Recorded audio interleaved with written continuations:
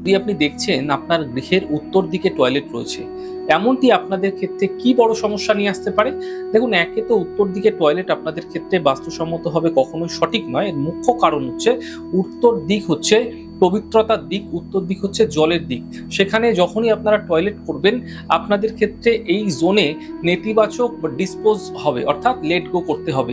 এই জোনটি থেকে যখনই কোনো অশুভ শক্তির উদয় হচ্ছে, তখন আপনাদের ক্ষেত্রে উত্তর দিক যেহেতু গেন বা উত্তর দিক যেহেতু আপনাদের ক্ষেত্রে অনেক বেশি অপরচুনিটির দিক, সুযোগের দিক, তাই আপনারা আপনাদের কর্মক্ষেত্রে বিভিন্ন সুযোগের হাতছানি দেখতে পাবেন।